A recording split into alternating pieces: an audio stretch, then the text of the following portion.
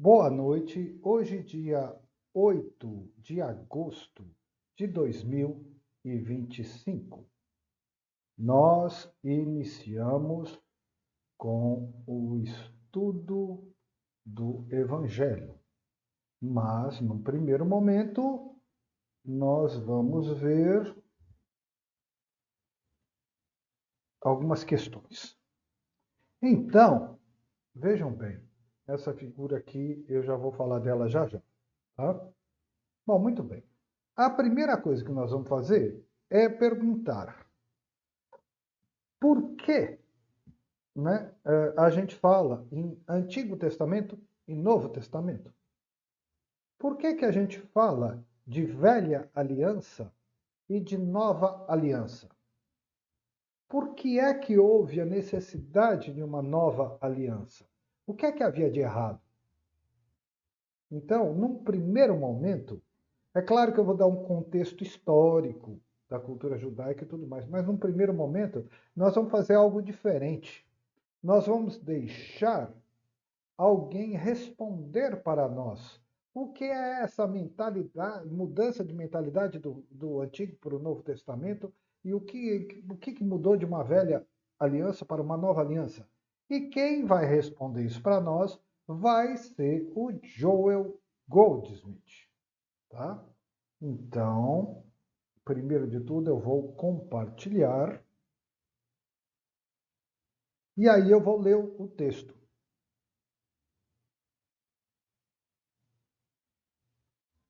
Estudo dos Evangelhos. Eu. Não se turbe nem se atemorize o vosso coração. Evangelho de João. Porque onde estiverem dois ou três reunidos em meu nome, aí estarei eu no meio deles. Mateus. Então, finalmente, o Goldsmith. Finalmente, no princípio de tudo, começamos com Goldsmith. Vamos lá. Conceitos de Deus, olha, não é nem Deus ele mesmo, são conceitos. Conceitos de Deus e oração em evolução. Quer dizer que conceito não é Deus, conceito é conceito, mas eles vão evoluindo. Vamos ver o que é que ele tem a dizer para nós. Nos tempos antigos, antes que o homem criasse um Deus, conceito, não Deus verdadeiro. Nos tempos antigos, antes que o homem criasse um Deus, ele achava a vida um assunto difícil. Às vezes, havia muita chuva. Isso destruía sua comida. Às vezes, não havia chuva suficiente. E isso destruía a sua comida. Então, às vezes tinha muita chuva, destruía a sua comida. Às vezes não havia chuva, isso destruía a sua comida. Às vezes, tribos vizinhas invadiam sua casa, destruindo sua propriedade, matando os homens, sequestrando mulheres e crianças. Então a vida era bem difícil. Provavelmente, sob tais circunstâncias, nasceu a ideia de que talvez o homem não pudesse enfrentar todos os problemas da existência humana por si mesmo. Então, ele tentou encontrar um poder ou um ser sobrenatural, alguém ou algo que poderia fazer por ele aquilo que ele não poderia fazer por si próprio. Então, o ser humano foi motivado pelas dificuldades da vida. Chovia muito, não tinha comida. Não chovia, faltava comida. Guerras, sequestro de crianças. E aí ele então tinha que achar um poder sobrenatural. E assim começou a busca pelo que mais tarde foi chamado de Deus. Prestem atenção, foi chamado de Deus, um conceito, não que fosse Deus ele mesmo, mas isso vem depois. E assim começou a busca pelo que mais tarde foi chamado Deus. Então, como você sabe,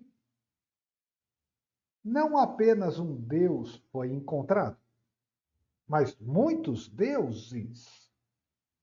Um Deus para o tempo, um Deus para a fertilidade, um Deus do sol, da lua, das estrelas, deuses, deuses, muitos deuses.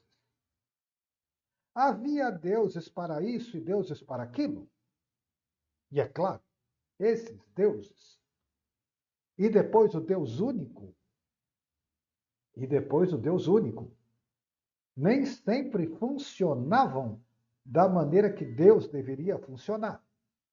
Porque o ser humano queria o Deus para resolver os problemas dele.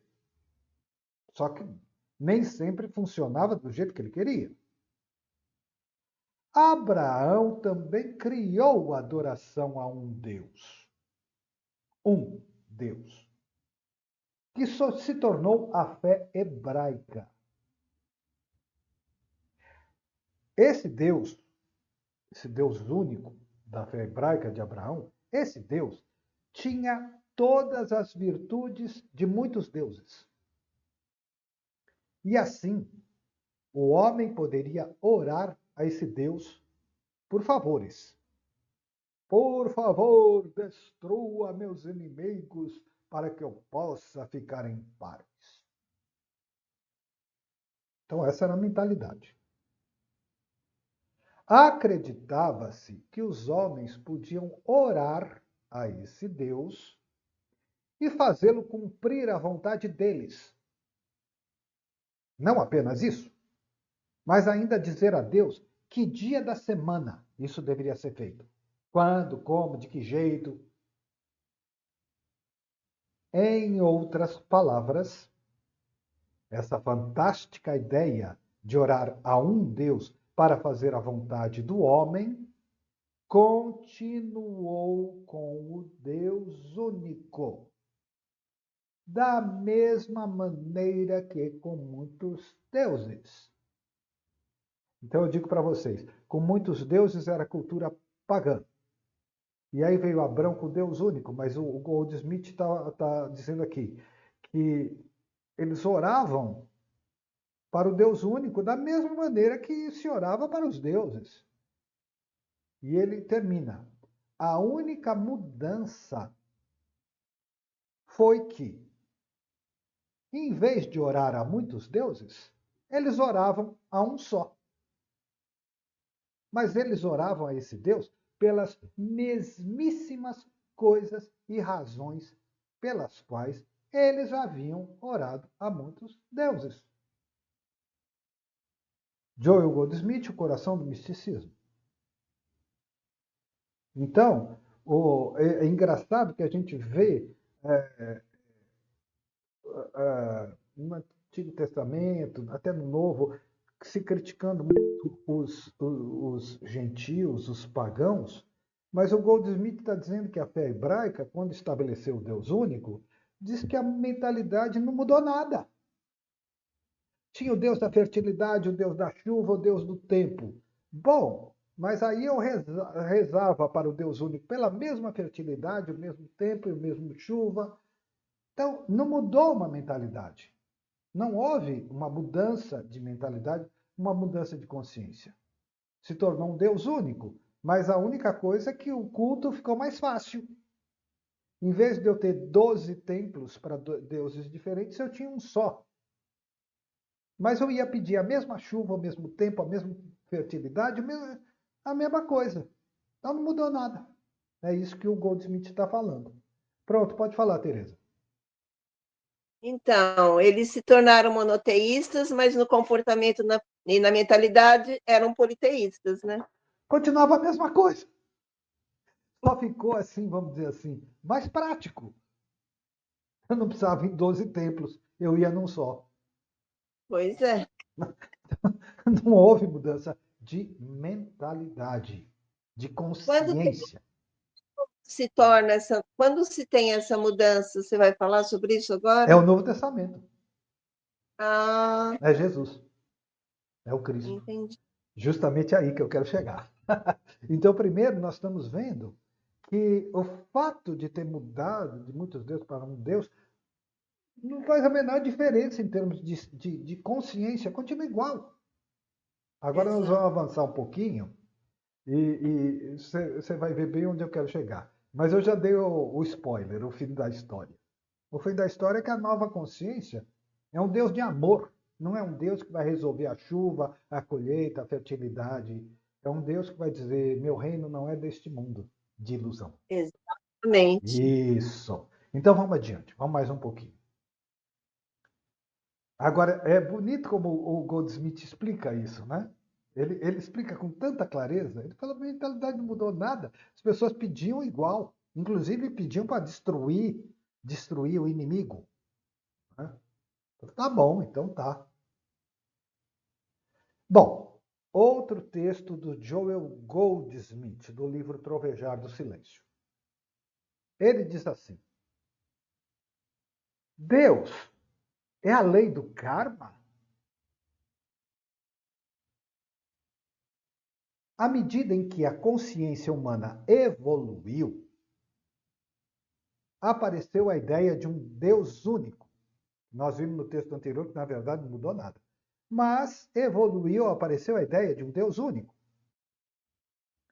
Mas, aparentemente, o homem não estava preparado para perceber Deus como realmente é. Vamos precisar de uma nova aliança. O homem não estava preparado para perceber Deus como ele realmente é. E assim, encontramos um tipo estranho de Deus nas escrituras hebraicas. Assim como sabemos que o Sol, a Lua, as estrelas não são Deus, sabemos hoje que Jeová, o Deus da ira e da vingança, não é Deus. Olha o que ele está dizendo e aonde ele vai chegar. Então sabemos hoje que Jeová, o Deus da ira e da vingança, não é Deus. O Deus do Velho Testamento não é Deus. É a lei do karma. É a lei que diz: o que você semear, você colherá. É a lei que diz que se fizermos o bem virá até nós. Por outro lado, se fizermos o mal, este recairá sobre nós. Como o homem pensa em seu coração, assim ele é. Mas essa definição não corresponde ao que é Deus. É a lei kármica que foi reconhecida como Deus. A lei nunca foi Deus. Como esclarece João no seu evangelho, ao revelar que a lei foi nos dada por Moisés, mas a graça e a verdade vêm de Jesus Cristo. Daí a mudança de consciência necessária. Sair do nível da mentalidade do Antigo Testamento, que na verdade é uma mentalidade pagã, porque não mudou nada. É isso que a gente viu no texto anterior. Agora, ele está dizendo que o homem do Antigo Testamento, ele percebia todo um movimento que ele achava sobrenatural, que o que ele plantava, ele colhia. Então ele fazia as coisas erradas e colhia o mal que ele plantou. Mas como ele não tinha conhecimento do mundo espiritual, então ele dizia que era Deus, o Deus do castigo. Mas na verdade, era uma lei que ele não conseguia entender e separar. Era a lei do karma. A lei do karma. A lei do karma nós já estudamos bastante, que a lei do karma é uma lei de responsabilidade pelo que é bom e pelo que é ruim da nossa própria consciência. E que ela se, como é que eu posso dizer? Que ela se manifesta como projeção mental. Nós projetamos a realidade, isso que a gente chama de realidade, a gente projeta de acordo com o estado de consciência que nós temos. Consciência até passageiramente humana. Então, nós projetamos a realidade que nós temos. O que é que nós temos para projetar? A nossa experiência terrena, material. Então, lei do karma. Mas como essa lei era uma lei, não era uma coisa material, o homem antigo confundiu com Deus. Então começou a dizer que Deus que castiga, Deus que pune. Então a gente vê uma coisa assim, a gente vai lá no Antigo Testamento, é um Deus malvado, um Deus bravo, que pune, etc. De repente virou um Deus bonzinho, um Deus de amor? Deus mudou? Não, mudou a nossa compreensão. Aliás, até hoje não mudou, né? Mas isso é uma coisa que a gente vai ver um pouco. Tudo bem? Então é isso que ele está colocando. Tá? Então, o homem antigo, ele começou a confundir Deus com a lei do karma. E aí o Goldsmith coloca isso de uma maneira muito bonita, mas eu vou ler mais um texto adiante e vocês vão comparar.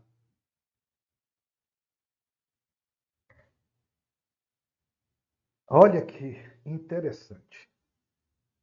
Jeová do Antigo Testamento é personificação da lei mental. Projeção mental, lei mental é lei do karma. Então, Jeová do Antigo Testamento é personificação da lei mental. Para acabar com o temor, com o medo, é fundamental saber que o homem é filho de Deus. E que Deus, sendo nosso Pai, o Deus de amor, jamais nos causa infortúnios. Há pessoas que vivem com medo da punição divina. Mas Deus não castiga o homem. No Antigo Testamento da Bíblia constam casos em que Jeová parece ter castigado o homem. Mas Jeová, citado nessas passagens, é a personificação da lei mental. Repito, lei do karma. É a personificação da lei mental, segundo a qual a consequência de todo pensamento se manifesta no mundo concreto. Projeção mental, lei do karma. Em outras palavras, simboliza a lei de causa e efeito. Lei do karma. Lei do karma é lei de causa e efeito. Em outras palavras, Jeová simboliza a lei de causa e efeito. Se lermos o Antigo Testamento cientes disso, conseguiremos interpretar de modo lógico o ensinamento contido nele. E compreenderemos muito bem a verdade. Masaharu Taniguchi, em Viver Junto com Deus. Então, o que eu quero dizer? Vocês veem que o texto, o tema é o mesmo. Eu dizer quase igual. Não, a linguagem é bem diferente. Mas o tema é o mesmo. Os dois estão dizendo que o Deus do Antigo Testamento, esse Deus de castigo, ele não mudou e se tornou bonzinho. Ele era a compreensão errada do homem antigo da lei do karma, que ele não conseguia entender. Tá? E por que eu botei o Goldsmith e o Taniguchi? Porque o texto do Taniguchi é mais antigo. E o Joel Goldsmith se inspirou em muita coisa do Taniguchi. Tá? Mas está aí, a gente começa a detectar problemas na mentalidade do homem antigo. Tá? Então vamos lá. Mais um pouco. Pode falar. Ele era o Deus dos exércitos. Isso! Deus dos Por que ele exércitos. era Olha o termo, exércitos? né? Por que ele era o Deus? Tem um salmo que começa assim, né? Um dos salmos começa, Deus, Senhor. Por que que ele era o Deus dos exércitos? Porque naquela época os homens precisavam de um freio. E a Sim, religião veio com o sim, Deus dos exércitos para sim, frear o Senhor dos homem antigo. Exércitos. É, o Salmo é de Davi. Davi é um guerreiro sanguinário. Mas era necessário, a sociedade era totalmente bruta. E aí veio a Exatamente. lei de Moisés. O que é a lei de Moisés? 10 mandamentos. Não matarás. Por quê? Por causa do estado de barbárie. Né? Então, assim surgiu a lei. Surgiu a lei. Mas as pessoas ficaram com essa ideia. Né? Ou bem ou mal, voltamos ao Goldsmith e ele fala assim: Ô Deus dos exércitos, vai lá e mata meu inimigo. Está querendo Hoje, simplesmente fazer de Deus um empregado. exatamente. Nessa época que surgiu o céu e o inferno, alguma coisa assim? Ou é O por... inferno já existia, mas como o mundo dos mortos. O conceito de inferno mesmo surgiu bem depois de Jesus. Num desses concílios malucos deles lá, que começaram a tirar a lei da reencarnação, porque tinha uma certa senhora, que nós vamos estudar na hora certa, que É, ela sim. ia pagar pela morte de cada pessoa. Então ela arrumou uma tramóia e falou: bom, então não existe reencarnação. Pronto. É assim que eles resolveram a situação. Nós vamos estudar isso, tá? Em detalhes. Mas como a gente vê, é, é, a história, eu estou adiantando, está ainda meio fora de local, mas é interessante porque também mostra como o ser humano quer manipular a ideia de Deus o tempo todo. Ele Sim, quer fazer sim. isso por controle, por política, mas ele quer manipular. Né? Senhor dos Exércitos, vai lá e mata meu inimigo. Mas Deus é Mas um Deus de igreja, amor. mas igreja e religião sempre andaram juntas, né? É, todas. E o que Igreja é, e...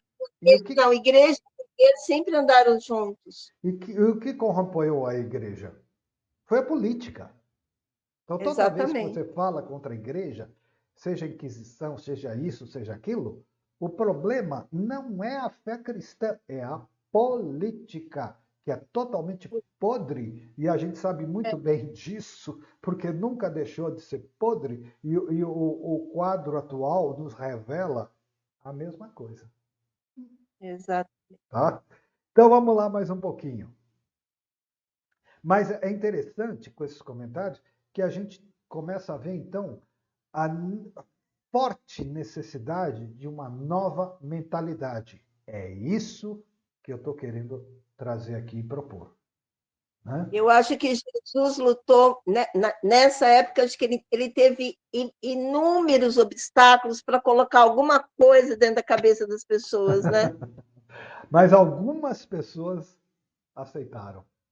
Né? E aí isso mudou o mundo. Mas foi um horror, terminou em crucificação. Né? Então vamos lá, mais um pouquinho. Da humanidade à divindade. Vai ficando cada vez mais claro o que eu quero colocar. Da humanidade à divindade. O Antigo e o Novo Testamento, juntos, constituem o que o mundo conhece como a Bíblia cristã. Isso pode levar alguém a pensar que todo o Antigo Testamento é o mesmo em seu ensino religioso que o Novo Testamento. Ou que na Bíblia só se encontra um ensino. Isso não é verdade. No Velho Testamento, que, é claro, sustenta-se firmemente no ensino de Moisés e dos profetas hebreus, a lei é apresentada. Esta lei é a base para aquele estado da nossa consciência que pode ser chamado de estado hebraico. E enquanto estamos no estado de consciência hebraico, é necessário ter essa lei.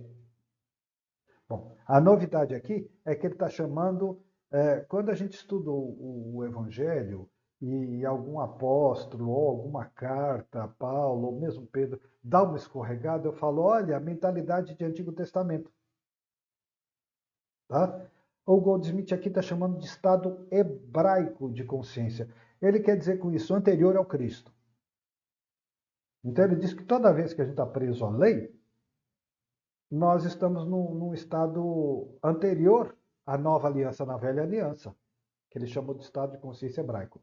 Então, o estado antigo de consciência é a lei dos 10 mandamentos. Não matarás, não roubarás, honrarás pai e mãe e tudo mais. Mandamentos para tirar a humanidade da mais absoluta barbárie.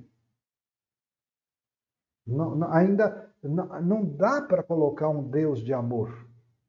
Ainda você tem que colocar leis de comportamento. Bom, qual é o problema? O problema é que Jesus veio revelar o Cristo, a consciência divina em nós, né? Ele é o próprio Cristo, mas é a consciência que ele veio revelar. E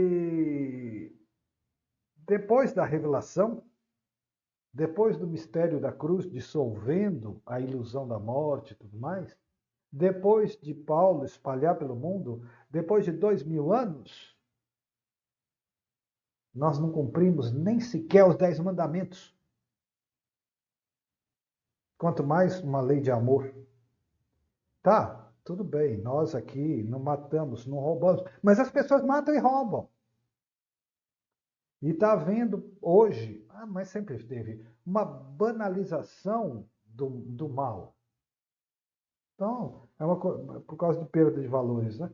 Então, sabe, nós não trabalhamos nem mesmo esse Estado hebraico, nem mesmo os 10 mandamentos. Nós estamos prontos para uma lei do amor? Bom, sinceramente, eu acho que nós estamos. Passinhos de formiga, mas estamos. Tudo bem. Mas a humanidade está pronta? É isso que nós estamos vendo? A humanidade não consegue cumprir os 10 mandamentos. Então, ela está num estado de consciência do Antigo Testamento. Que ele está chamando aqui de Estado hebraico. Mas ele está se referindo ao Antigo Testamento. Tá? Então, vamos lá. Então, ele falou do Estado hebraico. E ele disse que, né, toda vez que a gente está procurando e está ainda precisando da lei, então nós estamos no estado de consciência hebraico. E aí ele diz assim, a lei. Não pensemos, portanto, que esse é o mesmo ensino do cristianismo. Não é.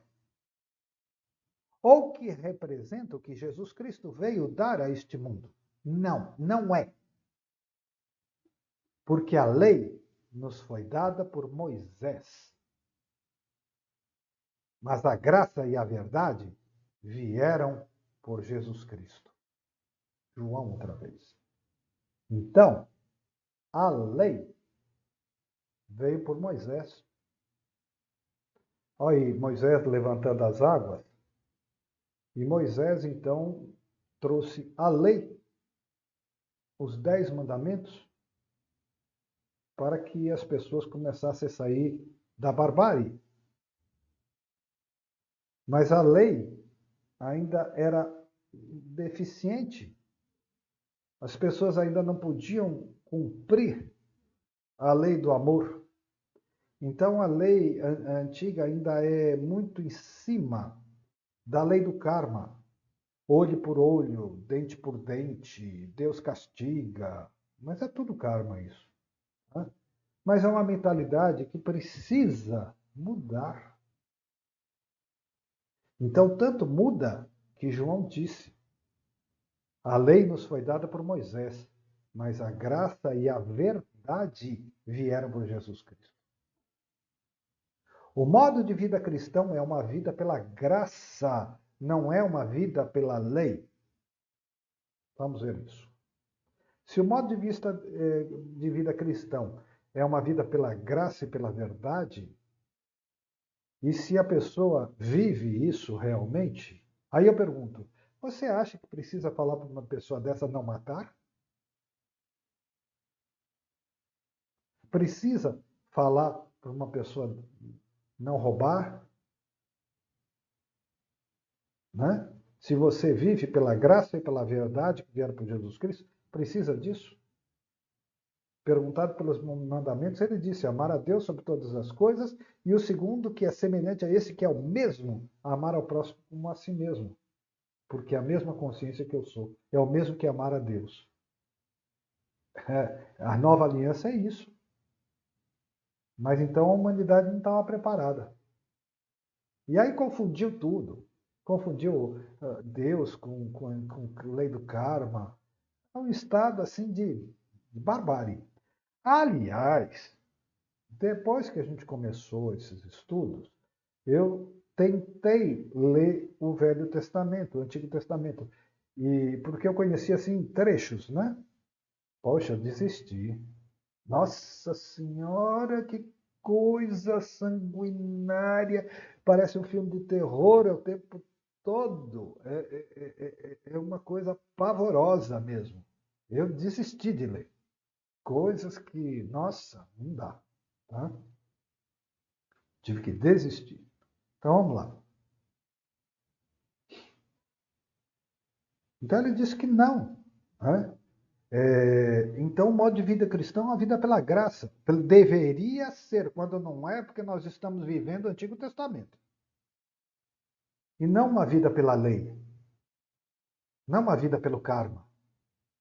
De acordo com os ensinamentos de Jesus Cristo, não honramos nossa mãe e nosso pai por causa da obediência a um dos 10 mandamentos. Honramos nosso pai e nossa mãe porque aceitamos o ensino de amar o próximo como a si mesmo. E o nosso pai e a nossa mãe são tão próximos quanto a pessoa que está na rua. Então, amar ao próximo como a si mesmo. E a pai e mãe também são próximos. E aí eu repito, ele diz assim, não amamos pai e mãe por causa de uma lei com uma obrigação.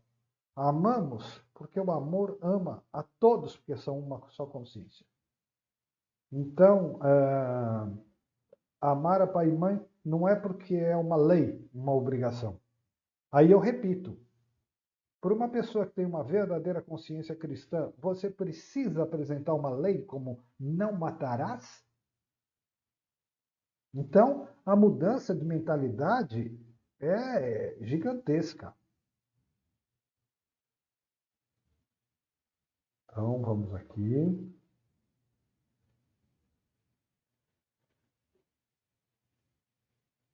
Seria difícil excluir nossa mãe e nosso pai de nosso amor, mas, por outro lado, deve ser igualmente difícil excluir o próximo na rua ou do outro lado da fronteira. Todos são a mesma consciência, a mesma vida e o mesmo amor de Deus. O que temos quando vivemos sob a lei? Como é que é viver sob a lei? O que temos quando vivemos sob a lei? Temos um sábado, um dia que deve ser santificado. Na igreja cristã, isso ainda é observado, embora seja um sábado diferente daquele observado na sinagoga hebraica tradicional. Mas quem quer que reserve qualquer dia da semana como sagrado, ou aceite um dia da semana como mais sagrado que o outro, ainda não discerniu o ensino do Cristo. Há 365 dias sagrados em cada ano. No ano bissexto, 366. Se isso não fosse verdade, então o cristianismo não seria verdadeiro, pois nossa conduta não pode variar de hora em hora, de dia a dia. Não podemos nos sentar até a meia-noite e então dizer: o dia sagrado já passou, então podemos fazer o que gostamos hoje. incluindo crimes, puxar tapete, levar vantagem, etc. Cada momento é um momento sagrado e não pode haver distinção. Em outras palavras, cada momento é o agora, aquele agora que é presença que a gente estuda em Code Smith, que a gente estuda no Tolle. Cada agora é absolutamente sagrado. Então a nossa vida é absolutamente sagrada como um todo. A vida se desdobrando é o próprio Deus. E a nova aliança, a aliança do Cristo, quer responder para nós o que é esse mistério chamado vida. Esse mistério maior de todos, que nós chamamos de vida, que é o próprio Deus. O verdadeiro instrutor que nós temos. Então ele diz que a ritualização, né, uma mentalidade de Antigo Testamento que sobrou um pouco na igreja, ele diz. Mas que isso não é o ensinamento cristão original. Ah, tem um dia sagrado, os outros não são. Cada segundo é sagrado. Cada fração de segundo é sagrado. Por isso que nós temos lampejos. Porque é uma fração de segundo sagrada. Não tem hora, é agora. Infelizmente, a gente se distrai e a gente é hipnotizado pelos apelos do mundo. Mas todo agora é sagrado até por milhões de anos. Tá? Então, essa é uma nova mentalidade que o homem do Antigo Testamento não conhece. Não conhece, ele conhece a lei. E eles vão se bater com Jesus o tempo todo com essa coisa da lei. Porque eles não conseguem compreender. Não conseguem e não querem. Por causa de jogo de poder, de jogo político, como sempre. Então vamos lá. Então ele diz que se não fosse sagrado o tempo todo, o cristianismo não seria verdadeiro, porque então a gente sentava no dia sagrado e ficava bonzinho e comportado. Passou da meia-noite, agora já posso fazer de tudo. E o cristianismo não é isso. Bom, Jesus reconheceu isso. Como rabino no templo, ele não seguia as regras relativas ao sábado. Por isso que os fariseus brigavam com ele. Ele não seguia as regras do sábado. Ele curou no sábado. Foi repreendido por isso. Quase expulso do templo. Ele disse bem claro que temos o direito de quebrar o sábado. E nos disse o motivo. O sábado foi feito para o homem e não o homem para o sábado. Evangelho de Marcos. Posso até acrescentar. Ele diz e deixa muito claro que por ser sábado, deixar de fazer o bem é o mesmo que fazer o mal. Se omitir de ajudar, de curar, que era o que ele fazia, se omitir de atos de caridade e de misericórdia, porque é sábado, omissão também é pecado. Né? Então, realmente, há um conflito com os fariseus por causa do sábado. Ele está falando a verdade. Vamos lá. Mas, Jesus vai dizer depois que não são leis verdadeiras de Deus, que são leis dos homens. Ele diz que é por isso que ele não segue. Porque são leis inventadas por eles. Não são as leis verdadeiras de Deus, que ele jamais negou. Incluindo a lei de Moisés. Ele disse que veio cumprir e aperfeiçoar. Ele não veio negar. Mas ele nega a lei dos homens, que eles dizem serem sagradas. Mas é criação dos homens. Então, vejam como o conflito todo é por causa de uma mentalidade que o Goldsmith está apontando. Tá? Bem, então vamos lá. Então ele disse né? O sábado foi feito para o homem, não o homem para o sábado. Não devemos ser limitados por regras e regulamentos sobre qualquer dia, mas devemos usar nossos dias para nos adequarmos ao nosso propósito e não fazer com que nosso propósito se adeque a um determinado dia. Comentário meu: o autor quer dizer nosso propósito servindo a Deus, e não nosso propósito no sentido de caprichos do ego. Então, devemos usar todos os nossos dias para o propósito. Qual é o propósito? Conhecer Deus, união com Deus. Amar ao próximo como a si mesmo. Então, o exercício da misericórdia e da caridade. Ele prossegue. No Antigo Testamento existem leis dietéticas.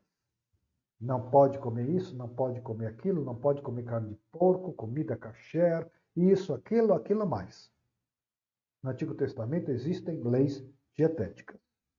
No Novo Testamento, somos instruídos a não chamar de impuro nada que Deus tenha feito.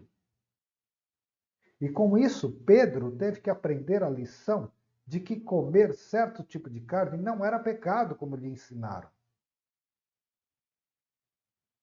Lembrando a vocês que nos Atos dos Apóstolos, Pedro está com fome lá na cobertura, ele tem uma visão de um pano enorme, cheio de bichos, e a voz falava, levante e coma. Ele diz, eu não vou comer isso impuro, nunca comi na minha vida. 3 vezes. E aí a voz disse, não chame de impuro o que Deus criou. Ele ficou perturbadíssimo. Mas aí logo em seguida, bateu um romano na porta dele. E ele associou essa visão, e o romano tinha tido uma visão de um anjo para procurá-lo, então ele vai na casa do judeu, do romano, porque o judeu não ia na casa de um romano. E Pedro acreditava que o ensino do Cristo era só para os judeus. Então ele vai no romano e ele se lembra desse ensinamento. Não chame de impuro o que Deus criou. Mas se referindo ao romano, não mais ao. E aí ele vai lá, dá o batismo e tudo. E aí ele e os judeus que foram com ele ficam espantadíssimos porque eles tiveram uma visão do Espírito Santo se derramando sobre os pagãos. E aí Pedro disse, estou vendo que Deus não faz acepção de pessoas. Ele finalmente entende o aspecto universal, que não é o que a fé hebraica pregava. Ele achava que o evangelho era só para os judeus. Então veja que o próprio Pedro teve que passar por uma transformação profunda de consciência. Não foi plena. Nas cartas ele mostra um estado elevadíssimo de consciência, mas ele dá algumas escorregadas. Inclusive falando de um Deus de castigo. É humano. É humano. Tá? Então vamos lá.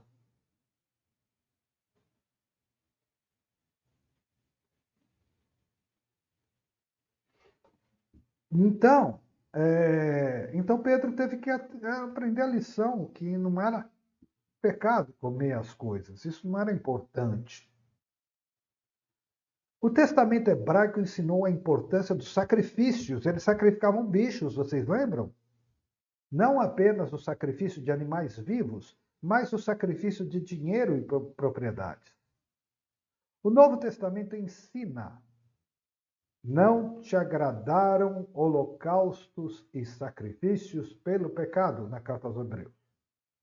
Não há um Deus que se satisfaça por estarmos na pobreza, abrirmos mãos de nossas propriedades ou vivermos como ascetas. Mais uma interrupção aqui. Claro que vocês podem fazer a objeção. E o dízimo da igreja?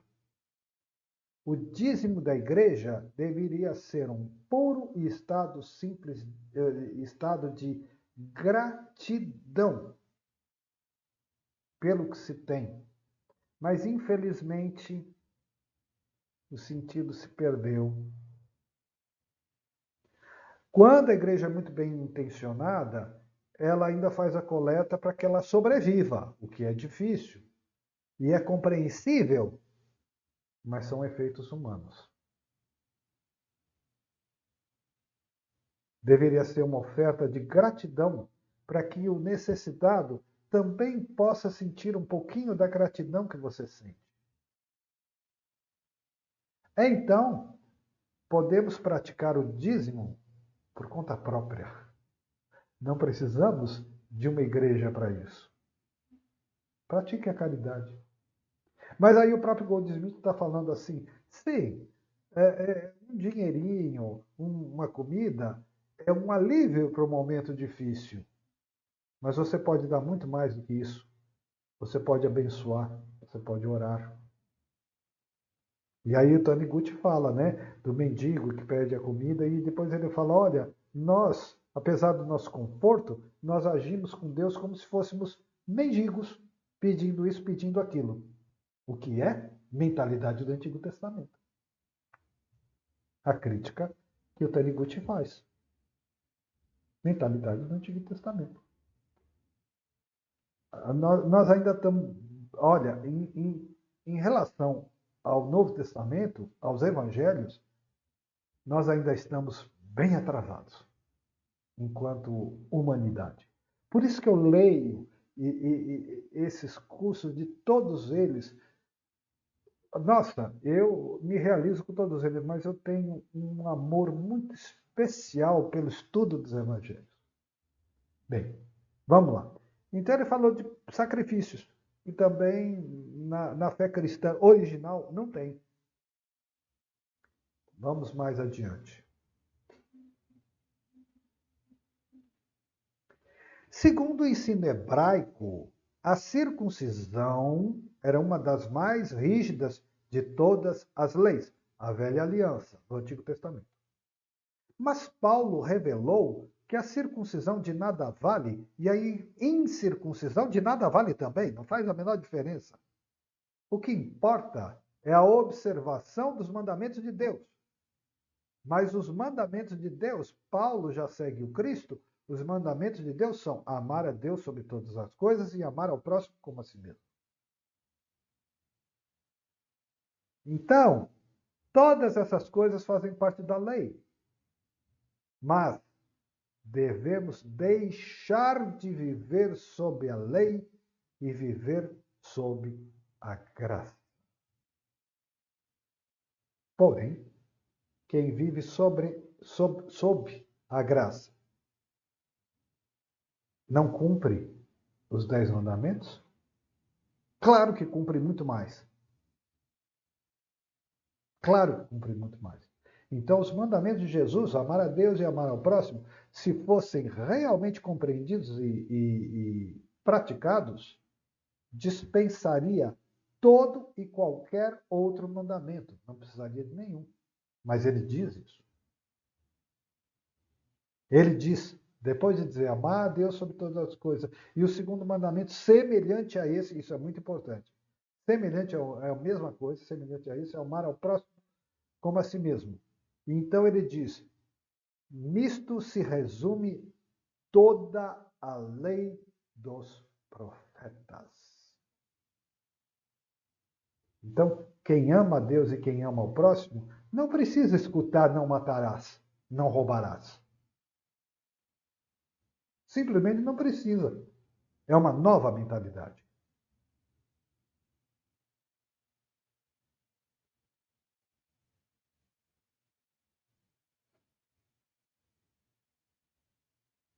No Antigo Testamento, o batismo era um rito importante. Sobre o batismo, o mestre disse, deixa por agora. Ele nunca declarou que fosse uma necessidade. Então, a Igreja Católica também incorporou o batismo. Mas o batismo verdadeiro a água tem um sentido de purificação e o sentido do batismo é uma conversão. E se essa conversão não for profunda, verdadeira e vivida, ela não tem valor nenhum. Então, os sacramentos da igreja, o batismo, o casamento,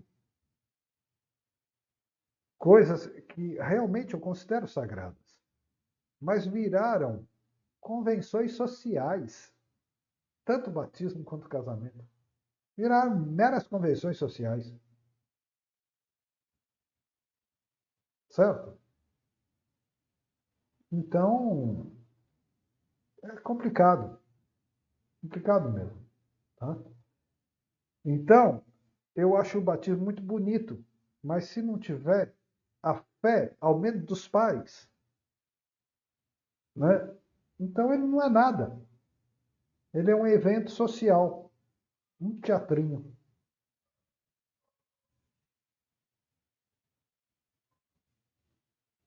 Vamos lá. Mas só mais um pouquinho.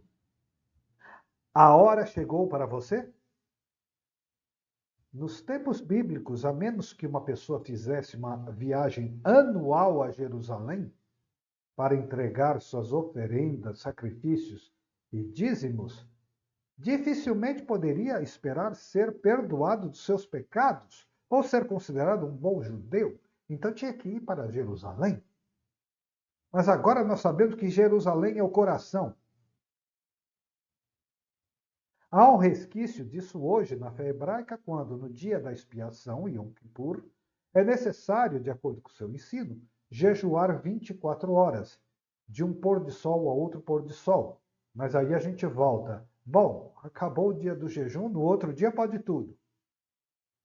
E então todo pecado está perdoado. Bom, então no dia seguinte eu posso fazer de tudo. Então, depois desse jejum, todo pecado está perdoado e a pessoa começa ao pôr do sol como uma lousa completamente nova, sem punições por nada no passado, completamente livre. Mas a expiação, a purificação, não é coisa tão simples. É a lei do karma, que não é apagada com um dia de jejum. Ela só é apagada com uma mudança de estado de consciência. Se a consciência se elevar ao nível de Deus, e aí sim Deus é amor e é perdão puro, mas a gente precisa se elevar ao nível de Deus. O templo era realmente o centro da vida religiosa para os hebreus. E aqui eu acrescento outra vez, mas a igreja verdadeira é o coração. Sem o templo, sem isso, nenhum homem era considerado um homem religioso. Não era só que ele tinha que ir ao templo no sábado, mas havia períodos de orações todas as manhãs da semana, certamente sexta-feira de noite, todo dia de sábado, todos os dias de festa, dia de som. Mas Jesus Cristo disse: chegará a hora em que nem neste monte, nem em Jerusalém adorareis ao Pai. No Evangelho de João. Mas eu completo o que ele diz. Deus será adorado em verdade e em espírito. Portanto, a igreja verdadeira é o coração. Com um golpe, ele libertou seus seguidores de uma parte importante da lei hebraica, a adoração no templo. Mas como sem templo? Por centenas de anos, os homens trabalharam como escravos para construir templos, um após o outro. Os homens devotaram suas vidas à construção de templos, pensando que os construíam para a glória de Deus. E então vem esse homem, um rabino do templo, que lhes disse que não deveriam adorar naquele templo, mas adorar em espírito e verdade. Você acha que tudo isso mostra até que ponto o homem ainda vive sobre a lei do Antigo Testamento? Acreditando ter feito a transição da fé hebraica para a cristã? Embora ainda tão rigidamente vinculado à lei hebraica, tanto quanto os antigos hebreus? Então, quando Smith está falando, eles se iludem, eles não mudaram a mentalidade, eles continuam com uma mentalidade do Antigo Testamento. Como a gente fez críticas, às vezes, para Paulo, Pedro, para João, nas suas cartas, que eles não se libertam totalmente do Antigo Testamento. E muito menos nós, na nossa sociedade moderna. Bem, para encerrar, eu continuo daí, mas para encerrar, logo em seguida, ele vai falar do Sermão da Montanha, quando Jesus diz: ouviste dos antigos, eu, porém, vos digo, mudança de estado de consciência. Por exemplo, ouviste dos antigos, olho por olho, dente por dente. Eu, porém, vos digo, amai vossos inimigos. Então, ele vai propondo no Sermão da Montanha um novo estado de consciência. E é aí que nós vamos pegar na semana que vem. Que pena, eu continuaria mais uma hora falando disso. Agradeço, agradeço, agradeço. Semana que vem a gente continua daí, tá bom? Boa noite. Uma bela Boa noite. noite. Boa noite.